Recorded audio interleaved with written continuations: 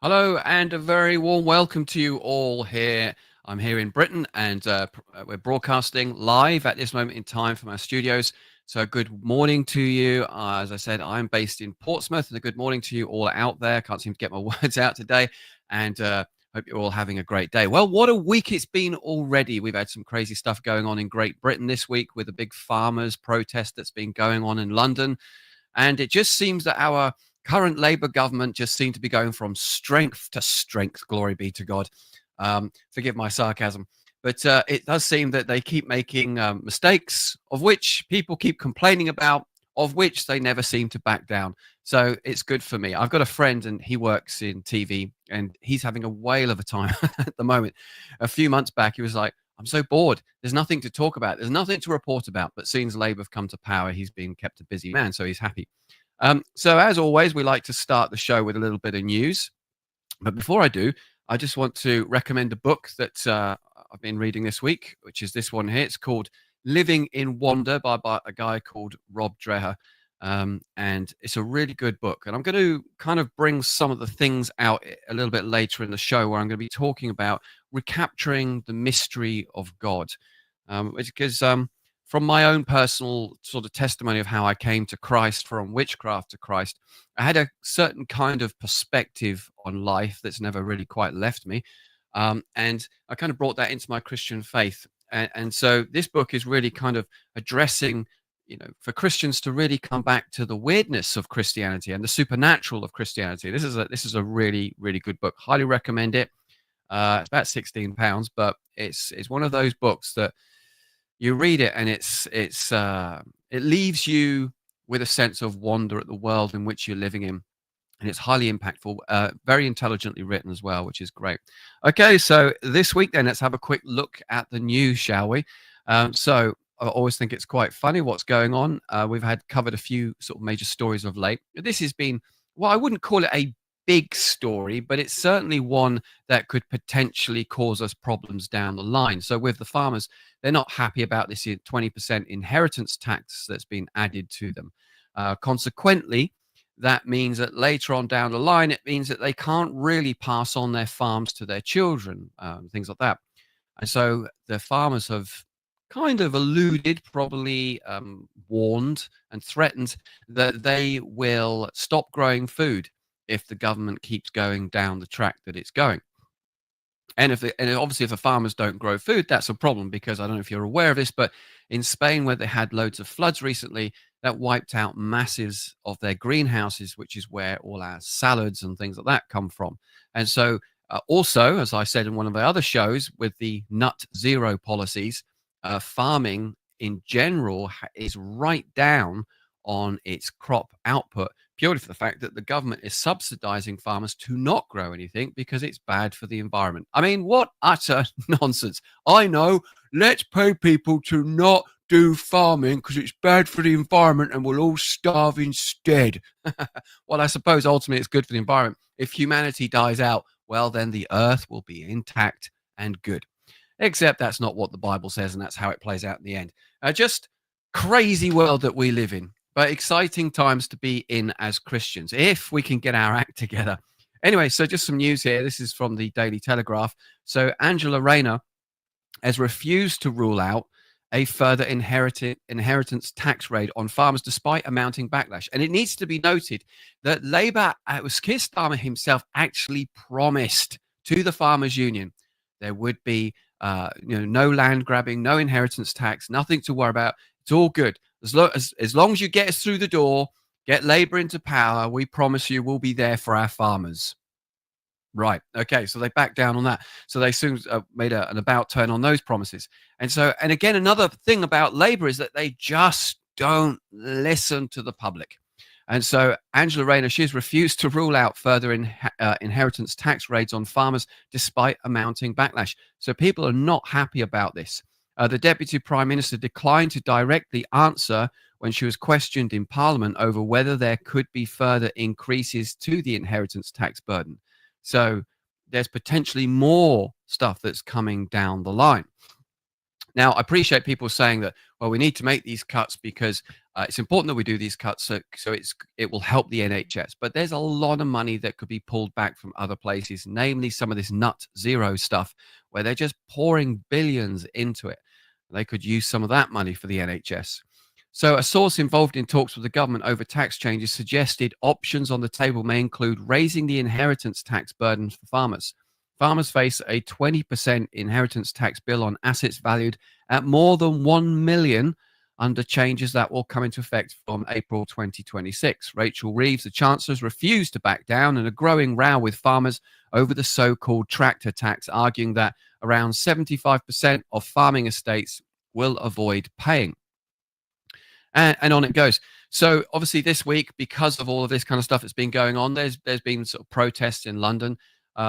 My daughter went to that because she works in agriculture. She's in an agricultural college, and she wants to do farming as a career when she gets a little bit older. I wouldn't call it a career, but there we go. That's what she wants to do because we run a thing called a prayer farm. So she's kind of got the bug for farming and things like that.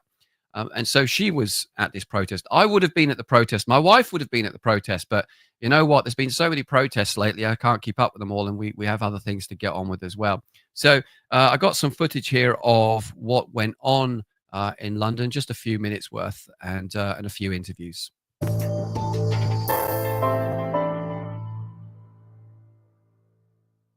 You say to Rachel Reeves about her 73% of farms won't be affected, whereas DEFRA is saying it could be 66. Well, look, CLA saying it could be 70,000 farms affected. Who knows what the number truly is?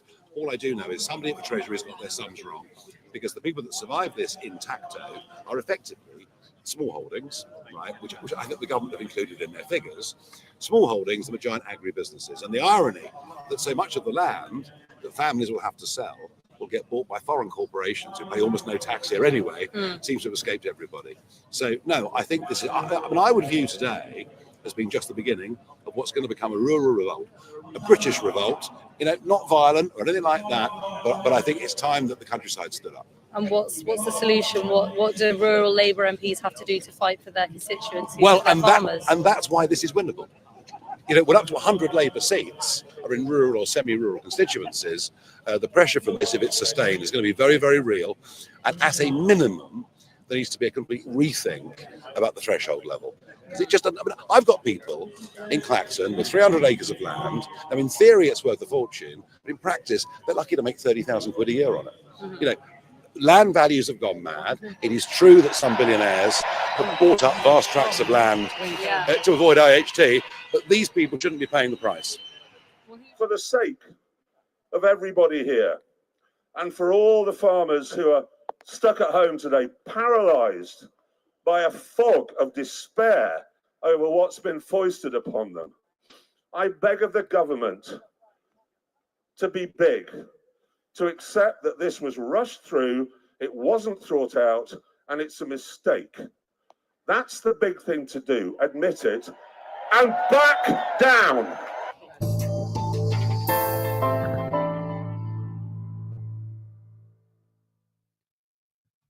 So Jeremy Clarkson there, giving his 2 pennies worth. If you've ever watched that series that he did, Jeremy Clarkson's Farm, the language is a bit on the blue side, but it is very interesting, very entertaining. But nevertheless, you get to see just what it's like to be a farmer and the stress that they have to put up with and the constant unhelpfulness of a government.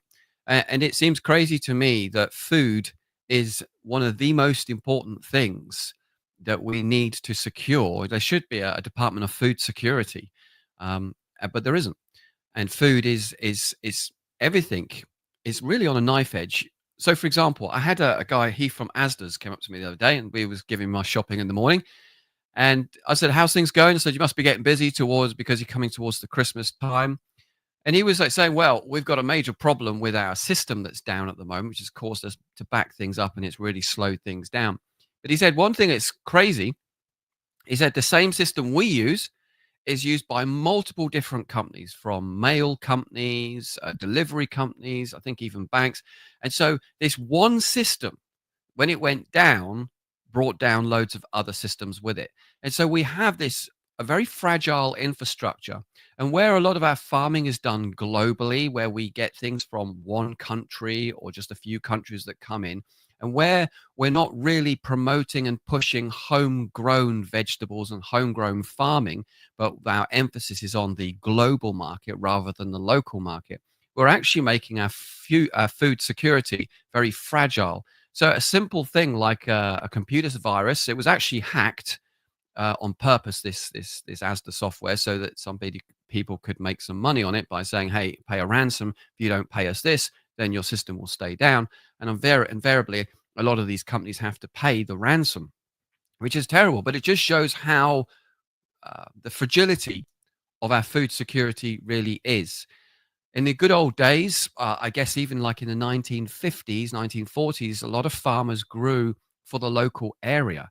Now farmers grow, it then gets taken out of the country, put onto a global stock exchange market, goes out of the country, sometimes even comes back into the country way more expensive than it was. The farmers don't make any money on it.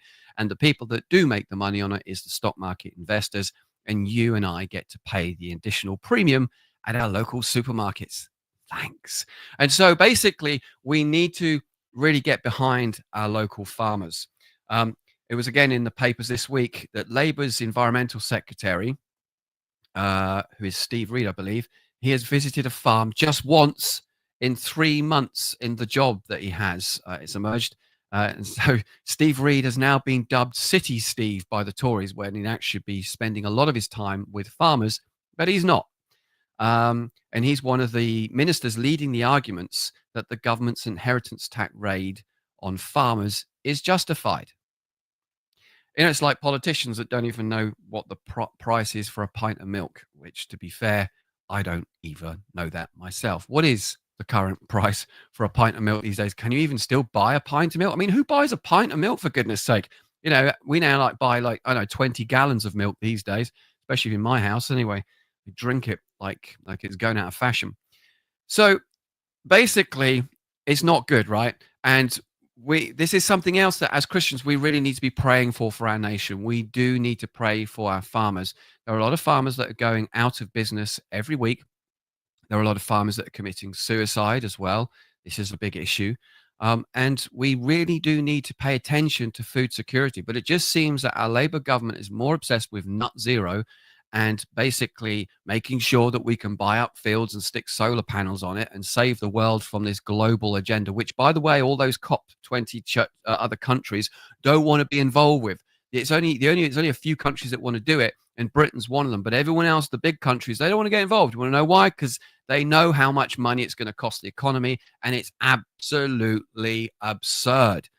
So instead of tanking the economy, tanking your own farming industry, and destroying your infrastructure of your country, maybe we should just move away a little bit from that. Yeah, I appreciate there may be a climate change thing, but I do believe what the Bible says about climate change, and the Bible does talk about climate change. But the reason why we have climate change is, unfortunately, in part because of man's stupidity on the earth, but also because of his sinful nature. And it's also the birth pains or the birth pangs of the signs of the times of the end of the age.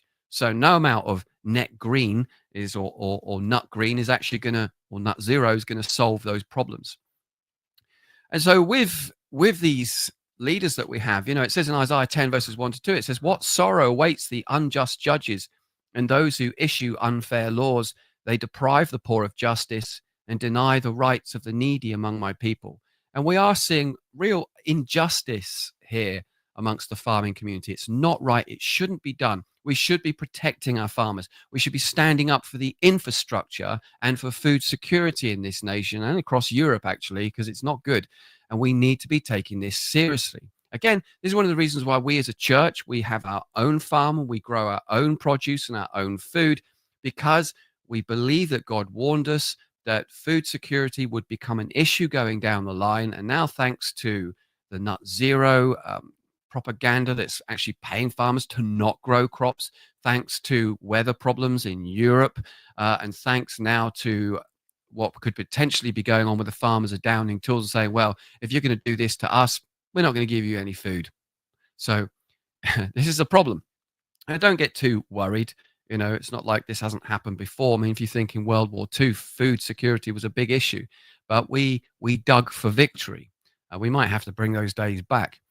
Proverbs 28:15, it says, "A wicked ruler is dangerous to the poor as a roaring lion or an attacking bear." Psalm 94 verses 20 to 21 says, "Can unjust leaders claim that God is on their side? Leaders whose decrees permit injustice, they gang up against the righteous and condemn the innocent to death." And again, with the law that they want to try and pass to legislate for assisted death, which is really what it is, assisted dying bill, assisted suicide. Yeah, this is kind of, these scriptures are relevant to where we're at. How can an unjust leader claim that God is on their side when those leaders decree injustice and they gang up against the righteous, which is what they're doing? These new laws that they've brought out now to stop Christians praying. Okay, my wife was reading to me last night the full legislation of some of these new kind of public banning orders that they're putting around places like abortion clinics, and it's bad. You can have unlimited fines. They can confiscate your vehicle. They can even ban you from a city. They can do a lot of stuff. This is just complete inappropriate, over the top, and it's a beginning of persecution that will come to the church, I believe, in these days. Things are going to get rough. They will get better, I believe, for a season, but not after things go quite dark. Because I think, and I hate to say this, but I think Christians need to be faced with some harsh reality, because a lot of Christians are just not facing up to the reality. People are suffering from what I call normality bias, where the normality bias is this psychological issue where the brain's like, no, I can see what's going on in the world, but I'm not allowing it to affect my little world. So I'm just going to carry on in my little world, put my head in the sand and pretend it's all going to go away. But the thing is, this isn't going to go away. It's going to keep knocking on your door and it's going to demand your attention. You can't pretend that this is not your problem. And so Christians, we have to pray about these things. The most powerful weapon you have is prayer, but it's the weapon that the church uses the least, sadly, in these days. We need to be a people of prayer. Here, this studio is also my prayer room. And so I'm often praying for our nation, praying for our government in here. And you might think, well, I've been praying that for years and look at the state of things. Well, you don't realize, or you don't know, that sometimes in God's plans, he does things a little bit weird. Sometimes people need to see how bad it can be to make people act and react accordingly so that we don't go down that left path, so to speak. Another book I want to quickly advertise, shameless advertising today, is this book. This was written by me and my wife, Tracy, called Advent Reflections. It's just like a little thin book, which goes through the 25 days of December. You're probably thinking, but Chris, there's more than 25 days of December. I know that, but really, are you going to read this after the 25th day of December? No, I thought not. So this is a little book, and each day has a devotion reflecting on things about Jesus, all sorts of different aspects. It's a really interesting book. And you go, well, you would say that, wouldn't you? Because it's your book. Well, no, my wife wrote it too. And it's a really interesting and novel look at the nativity that will really help you meditate on the wonder and the joy of this particular time of year. Okay, so as I said earlier, I wanted to talk a bit about recapturing the mystery of God. Now, we know some various famous scriptures. So, for example, in Psalm 139, it's that famous psalm which says, where can I go from your presence? Where can I flee? Wherever I go, if I go down to Sheol, you're there. If I go to the highest mountain, you are there. Where can I flee from your presence? The fact that you are before me and behind me and you know all my days is too much for me to comprehend. It's a great psalm. I absolutely love it. And it's a great psalm to prove the omnipresence of God. The omnipresence, omni meaning everywhere, and presence meaning presence. So the everywhere presence of God. God is everywhere. His presence is with us wherever we go.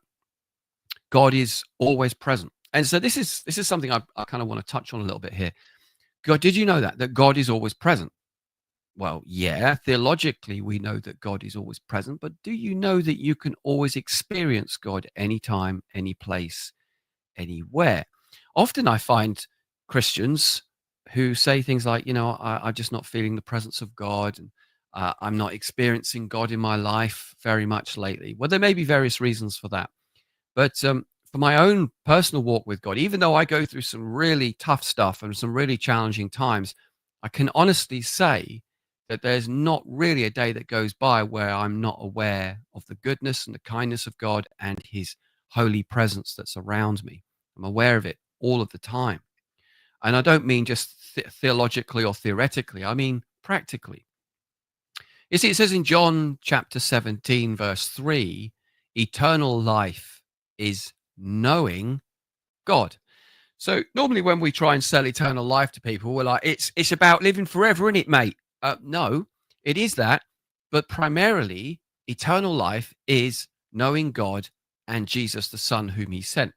Now, what's interesting in that word knowing is in the Greek language, which the New Testament is written in, the word there for knowing is the same word of when a man knows a woman. So it's talking about that depth of intimacy. You see, this is something that Christianity has above every other faith. I was at this meeting last night. Me and my wife and our intern was invited to go around to this house of some people. They're not believers, but they wanted to talk about marriage and Christianity and things. And this is something that came up, this particular subject, and and they needed to see that Christianity is not just something, a set of beliefs or an ideology. It's a living, active faith. And I had to say to them, there's no other religion on the earth that actually presents itself in such a way that it teaches that you can have an intimate relationship with the living God. There is no other faith that does that apart from the Christian faith, which is good.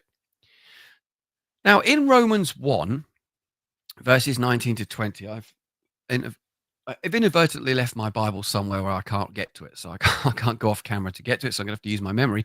But in Romans 1, verses 19 to 20, it talks about how creation reveals visibly the invisible attributes of God. Okay, so creation reveals visibly the invisible attributes of God. Psalm 19 is a great psalm. It talks about how the heavens declare the handiwork of God and reveal knowledge. Now, I don't know if you know this, but in the heavens, I'm talking astronomy, not astrology here, but in the heavens, there are 12 houses, 12 constellations, 12 houses, sorry. And in those 12 houses, which you get for each month, is the full outworking of the gospel story. So right at the beginning of time, the whole plan of God's salvation was already written in the heavens. That means that when Adam and Eve walked the garden, before they had even sinned, it was already written in the heavens that they were going to fall, but one would come that would redeem them and break the power of the serpent and would give them eternal life. That knowledge is written in the heavens. But you see, here's the problem with Christians. We have sanitized our Christianity so badly. We have stopped seeing the world with wonder and awe, to the point now we can't see the wood for the trees. I was saying in a sermon on the other Sunday, when Christians look at a tree, they go, "Oh, that's a nice tree, isn't it? Yeah, it's a pine tree, nice tree." And you might go, "Well, did you know that the cellular structure of the pine tree is a large cellular structure, which means it's a softwood. But if it was a hard or dense wood like mahogany, the cellular structure would be much more tight and small." And it's like, well, good for you. Good for you. You know how a tree is made cellular on a structural basis. But it's the difference between science and philosophy. Science can tell you maybe how something is made, but it won't tell you why. Okay? And that's another thing. Atheists are figuring this out. They thought that science was the answer to life, the universe, and everything. But actually, science isn't, because science is a certain discipline to do certain things, but it doesn't answer the big questions as to why am I here. So you're looking at a tree. What is that tree telling you? Well, I don't know. I can't see the wood for the trees. It's just a tree. It's a pretty tree. Look at a pretty tree. Okay, but actually, the Bible's teaching us is that, as I said, about the heavens are declaring the glory of God, and the heavens are declaring knowledge. The heavens are declaring the salvation story, always has been up there since the beginning of time. Okay, before Adam and Eve even fell, get your head around that. That's why it says in Revelation 4 that Jesus is the lamb that was slain before the foundation of the earth. God knew when he created this whole thing. He knew from the get-go. Nothing surprises God. He knew what was going to happen. He'd already prepared the way of salvation. So when we then look at a tree, for example, according to Romans 1 and according to Psalm 19, creation is teaching us visibly and revealing things to us visibly the invisible attributes of God.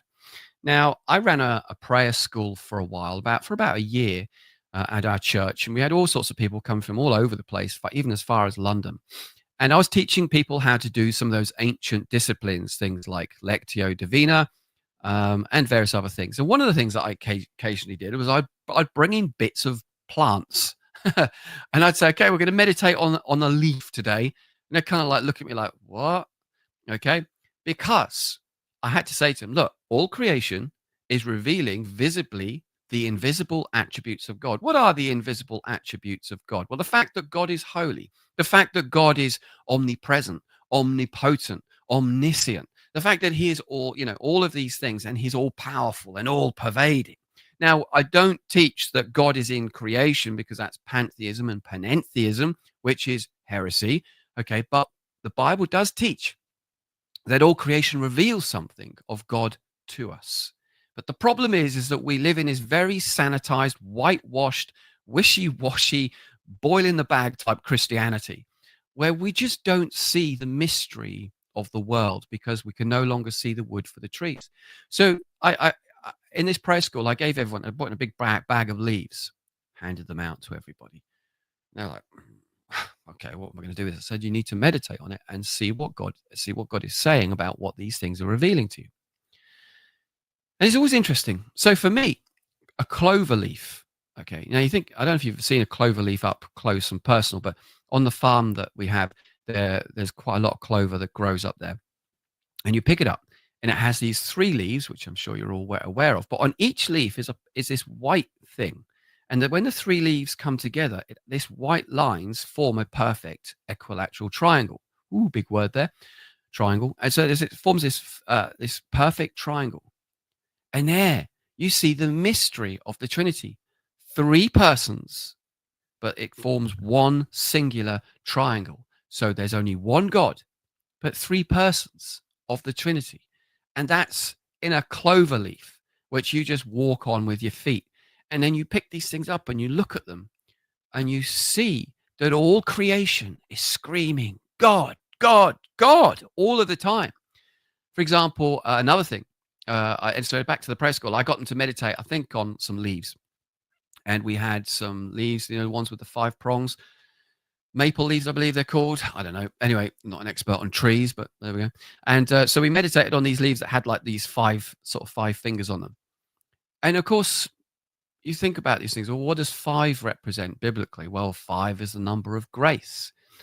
We know that 5 is the number of books in the Torah. We know in the New Testament we have the Gospels and the book of Acts, which is like the kind of like the New Testament, not version of the Torah, but like the New Testament, new beginnings in respect of reinterpreting Torah, I suppose.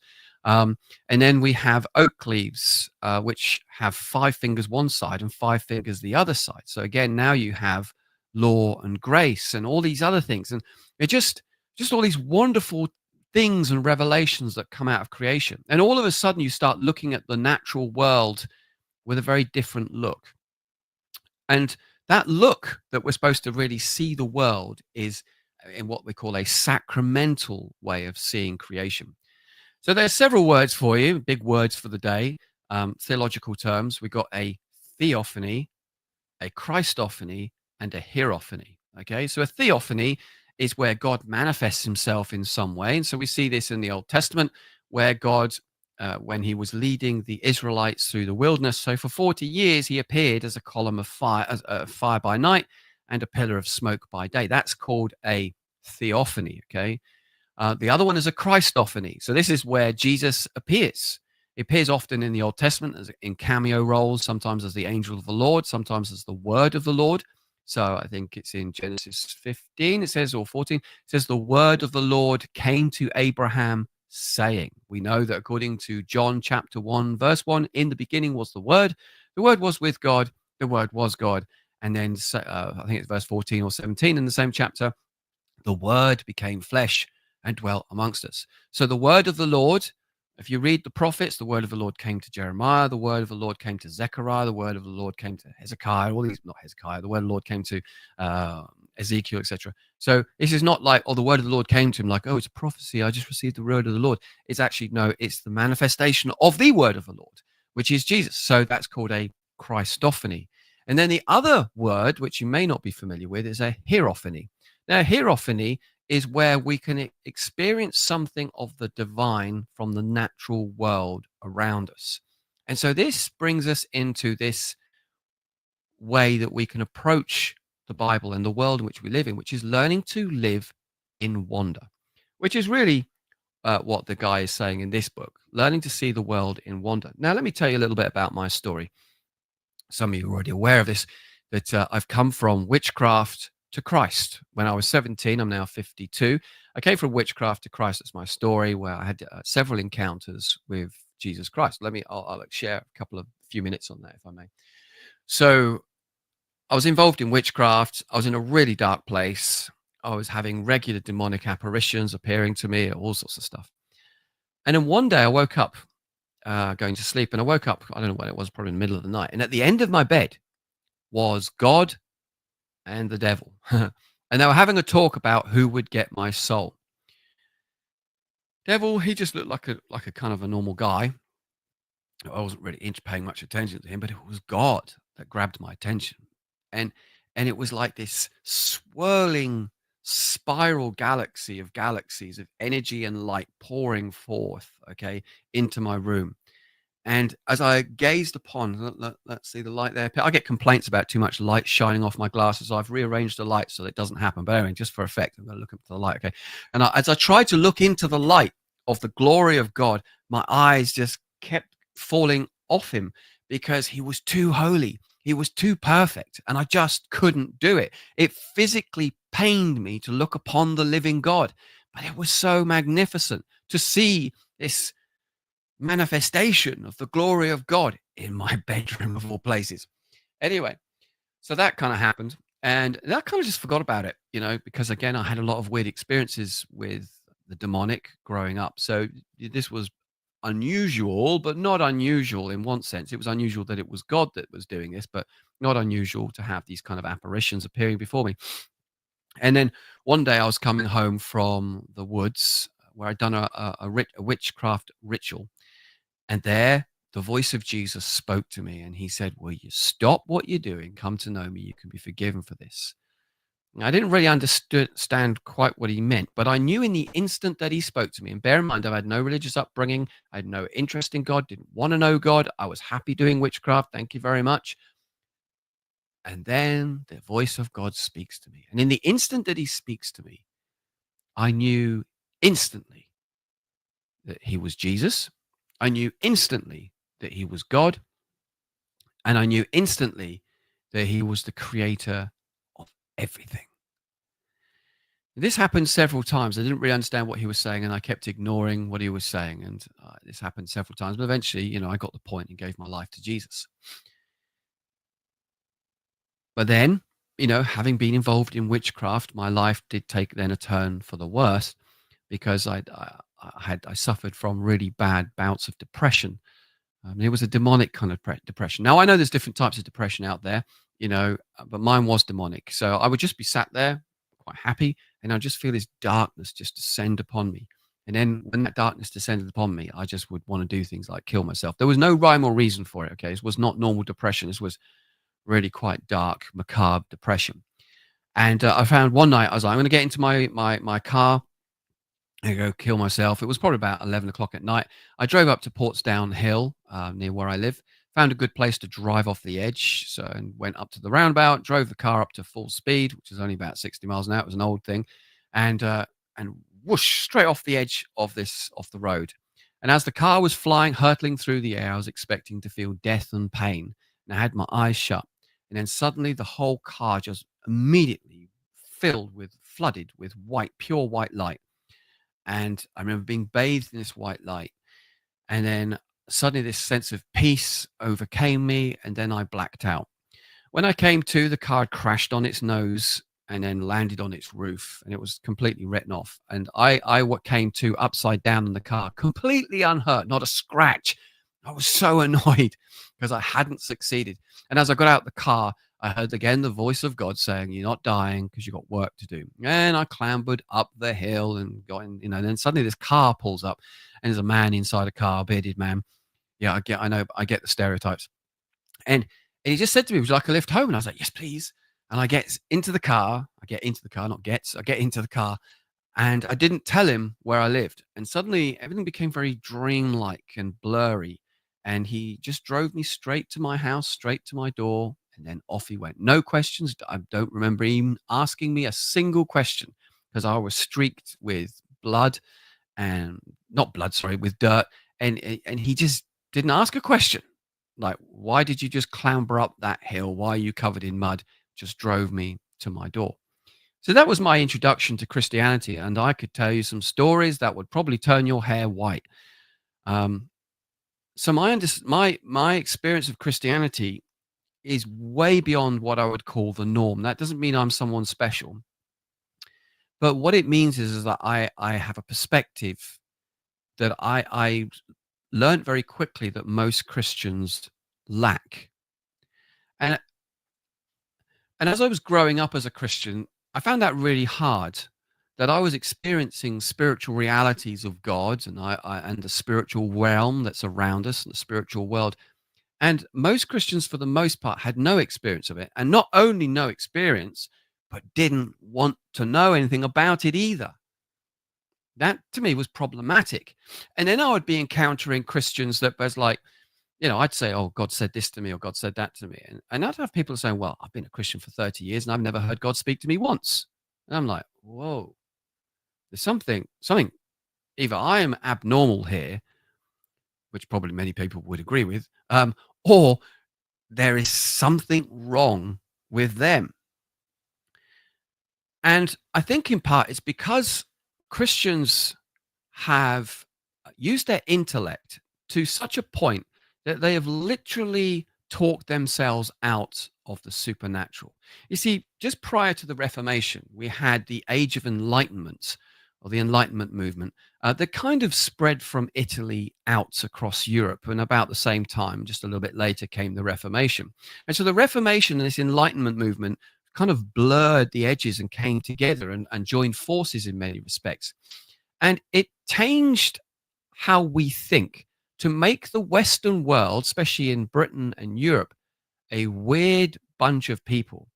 That we started looking at the world from an intellectual point of view. And with the Reformation, we gutted the church of its spirituality. We said because it's like a divorce between the Catholics and the Protestants. The Catholics were like, well, the Protestants were like, "Hey, Catholics, you can keep all your saints, you can keep all your supernatural weirdo stuff, and we're going to go for Reformed theology and doctrine and all that cerebral stuff. That's what we're going to go for." And so consequently, the church intellectualized themselves out of the miraculous. And I find that we're still walking in the hangovers of that today. And I find a lot of Christians that really can't cope with a supernatural element to their faith, which I think is utterly incredulous, to the point now where I come across a lot of so-called Pentecostal charismatic churches that are Pentecostal and charismatic in name only.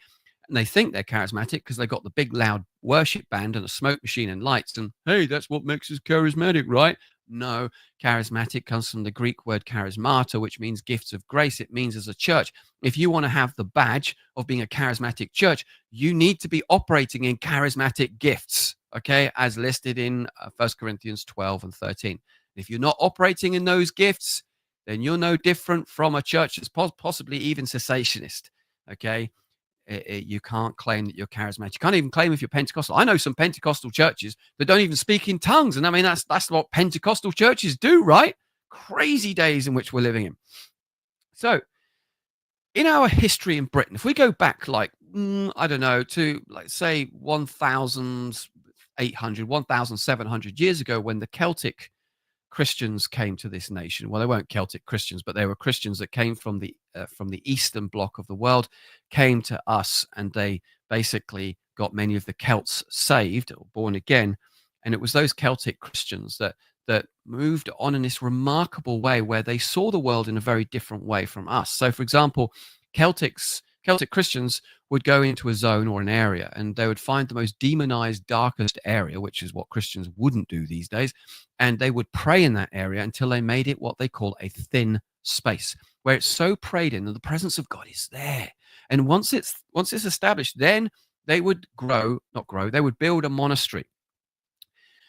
And they would then make a center of prayer and a resource center and a mission center. And then from there, they would send people out. And from those people that got sent out, then they would plant churches. And so the monastery became the central powerhouse or prayer powerhouse to those churches that were then built round about.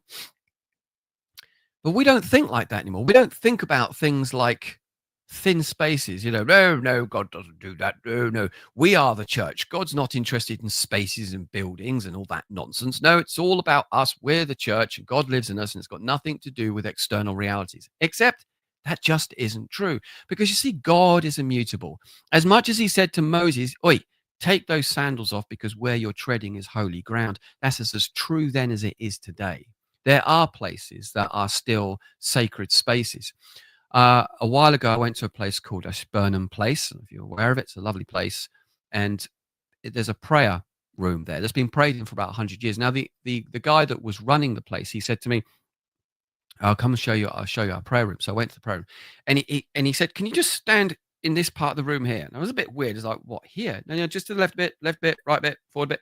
And he positioned me into this one single spot in the room. Okay. And I was like, and he said, and then he just sort of backed away from me. Okay. And as I was stood there thinking, what's going on? Suddenly this wave of emotion just poured over me. It felt like a bucket of water or a bucket of emotion just being poured over me. And I just felt myself welling up and I wanted to cry. And I'd give it a few more seconds and I would have done it. And the guy said to me, "Hey, what are you feeling?" And I said, "I feel like I'm overwhelmed. I'm about to cry." And he went, "That's it. That's what you should be feeling. Let's go." And he dragged me out of the room. It basically, there was a specific spot in the room, which was a thin space where the presence of God just continually resided there. And if you stood in that spot, you would be hit by the living presence of the living God. Again, that kind of theology or that kind of experience is lost on many Christians. "Oh, no. It's not about, God's not into buildings. God doesn't do buildings." But what about buildings that have been prayed in for 1,000 years or 700 years? That has to mean something, right? That has to mean something. This prayer room here, I've been praying in this prayer room now for about 20 years, I think. It's only now that I can come into here, and at a certain point, which is actually just there, if I come there in the morning, because I put a little altar there in the mornings, and I pray there, I get this thick sense, weighty sense of the presence of God. It's taken a long time to have a room that's being prayed in where the presence of God now just turns up when I turn up. I don't need to work it up. I don't need to drum it up. But again, this is not something that modern Christians are comfortable with, because they're so intelligent, they've rationalized everything out. "Oh, no, theologically, that doesn't happen. No. God's not into buildings. That's Catholic nonsense."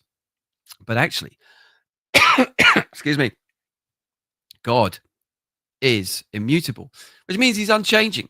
And if he did it in the Old Testament, he's going to do it in the New Testament. I remember I went to a cathedral in Norwich. There was a guy taking us on a tour, which we'd paid for. And we come to this part of the altar, huge altar. And there was this tunnel that went through the back of the altar. And the guy was saying that back in the day when they used to do pilgrimages, which was a long time ago, people used to come through there. People who were sick would crawl through the tunnel. And when they got to just underneath the part of the altar where the Eucharistic host was, if they touched that part of the altar, God would heal them. And the guy doing the tour guide, he said, do you think it worked? And everyone was like, "No, it's just medieval superstitious nonsense." And he was like, "Au contraire." He said, "You have little faith." He said, "This place used to be full of walking sticks and various other things where people had been miraculously healed, because it was, again, It was that point of faith, that point of contact, a point of the building where it had been prayed over and was deemed holy and sacred. And that when people went there and they touched it, they got healed. Now, some people go, "Oh, Chris, that sounds like Catholic superstitious nonsense." I don't know. But I have seen enough things in my own short Christian walk to know that I'm not going to put God in my nice little neat theological box. That I've seen God do some pretty weird stuff. Did you know, for example, that there was a big survey done on this, that the most miracles take place not in healing services, not in big healing evangelistic crusades, but before the Eucharist. That's the communion. That's where most miracles take place. It's interesting, isn't it? Because as Protestants now, we believe that the bread and wine is in memory only, and it means nothing more than just a piece of bread and a bit of juice. But maybe there's something a bit more going on there. Even my own wife, she had a bone disease where she was suffering from hypermobility for about 20 years, to the point where she was just in constant agony, and it was getting really bad. And we went to a leaders meeting, and we're at this leaders meeting, and they serve communion. And as my wife reached out to touch the communion chalice, instantly this warm energy just flowed through her body, and she was instantly and miraculously cured. I've read many books about people doing healing services in front of the Eucharist and people getting radically healed. Why is this? Because again, our rationalistic Protestant mindset has lost something along the way. We've lost the wonder and the mystique of our own Christian faith. Now, what else? Also, another thing, the concept of pilgrimage. That's really important and really special. In the good old days, you'd have like Celtic crosses all over, stone ones all over Great Britain, and these would be almost like, not shrines, that would be the wrong word, but places where people would come to pray on their journeys to going to a cathedral or something like that. But these places became thin spaces where people would go there and they would pray, and they'd encounter something of the presence of God. And again, in our so-called technological age, we have lost so much. You know, as Christians, we think we have so much. We think we're like the creme of the crop because we have all this biblical knowledge, and we have an app for that, and we have AI, and we can access any information that we could ever wish for. And that's the problem. You're too left-brained in your approach to the world. You see, the right side of the brain deals with things like intuition. It deals with what we would call more the spiritual aspects. It's also what deals with music and arts and creativity. And it's also what helps you perceive your place in the world. It's also that part of the brain that lets you know when something's wrong, even though you don't know what is wrong, but you know something's off somewhere. Especially if you meet someone, like something's saying to you, something wrong about this person. You need to trust that, because that's the right side of your brain telling you. But we've become so left brain orientated, where it's all about rationalism and it's all about intellectualism. We can no longer see the wood for the trees, and we're no longer seeing the world in what it is, in that the whole world is a hierophany. The whole world is something to be experienced. The whole world is revealing visibly the invisible attributes of God, and it's waiting for you to experience something of God through it. Hallelujah. But because of our modern detached world, I started this talk about farming, and in many respects it comes back to that, because as Christians we are so detached from our own world, it's not funny. Did you know there's an enzyme in soil, dirt, okay, that when you work the ground, the soil releases an enzyme, which is something that triggers a happy thing in your brain that makes you have a sense of well-being. That's in the soil. In other words, man is supposed to get his hands dirty with the soil.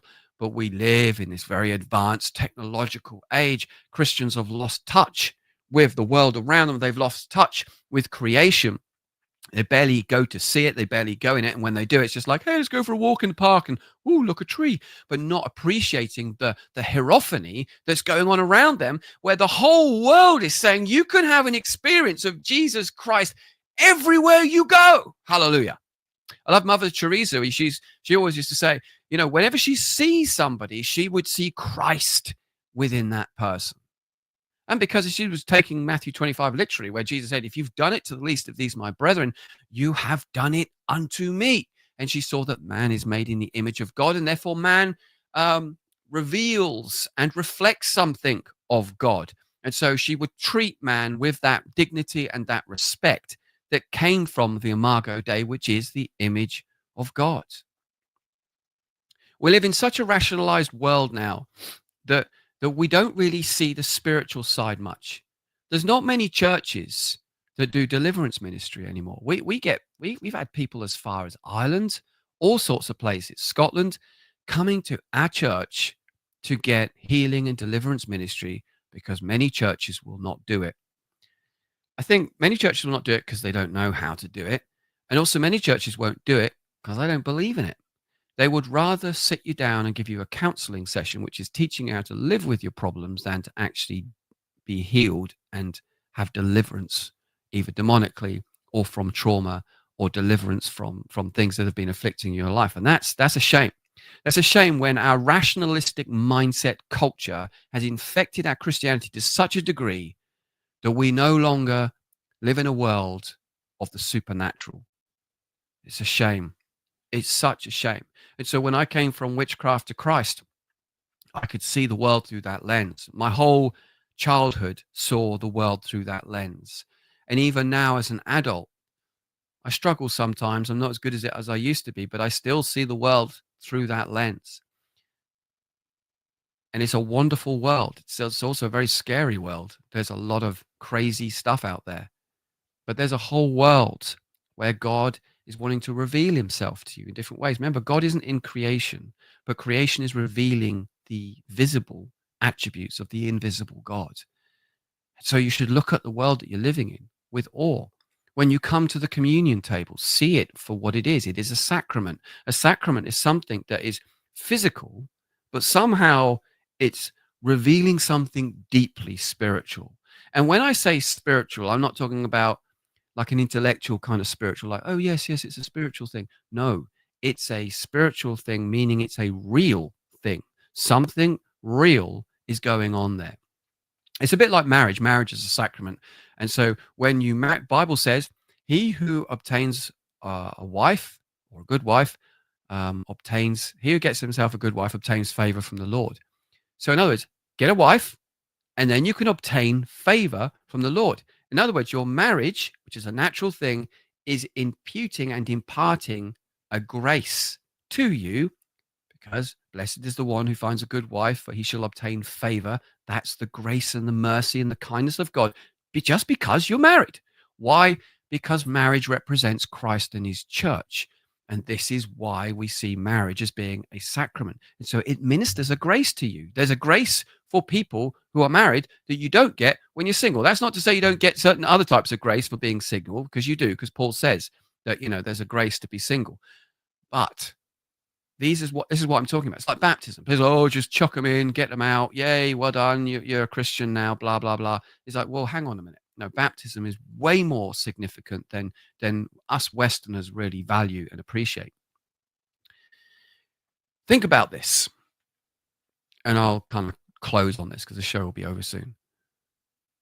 When Moses came before Pharaoh, okay, and Moses had his staff, the one that turned into a snake, you need to understand something here. Now, again, in our rationalistic mindset, we look at the court of Moses and go, oh, yes, Moses had magicians, but they're probably just charlatans and conjurers and all that kind of stuff. Absolutely not. Let me tell you something now, Christian, okay? As coming from witchcraft to Christ, let me tell you something now. That witchcraft stuff is real. It's powerful. They do things like transmutate creatures from one creature into something else, okay? You might think that's the stuff of science fiction, or that's the stuff of fantasy TV. No, this stuff is real.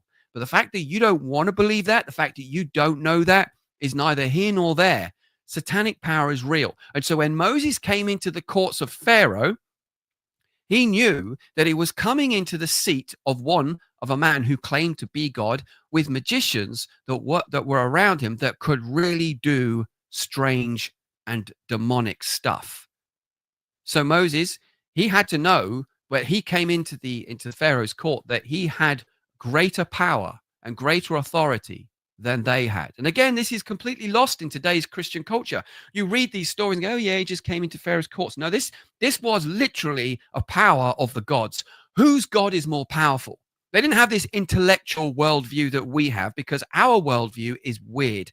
The world has never looked in the way that it does at the world the way we have, the way we do now. It never used to be like that. Only a couple of hundred years ago.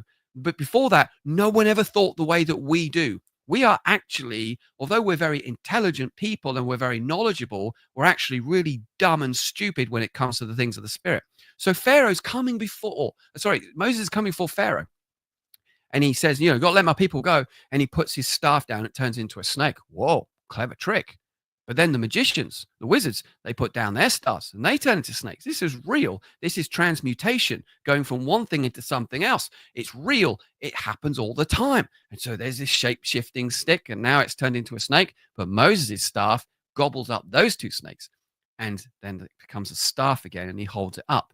In other words, as Christians, you need to understand that Jesus gave you power over snakes and scorpions, over all the power of the enemy, and nothing by any means shall harm you. And you need to know this is not some abstract theological point, but this is real, miraculous, supernatural power.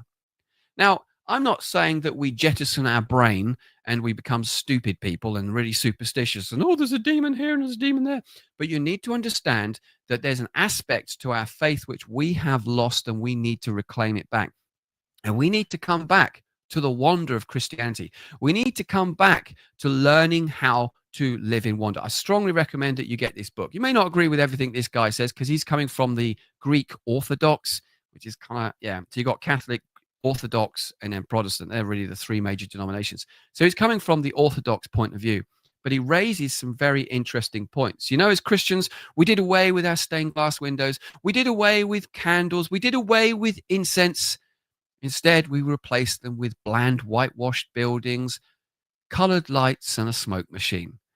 We have taken away and ripped ourselves of the beauty of the divine. Why churches had stained glass windows and icons and art? So that people could come and meditate on those things and ponder the deep mysteries of God. We have an artist in our church who paints some beautiful pictures for us, and we hang them up. And people can just look at those pictures and have some revelation of something of God, which is deeply profound. Anyway, that's all I have time for this week. Hope you've enjoyed this week's show. And until next time, God bless you all. This is Reverend Chris Wickland signing out. See you again next week. God bless. Bye-bye.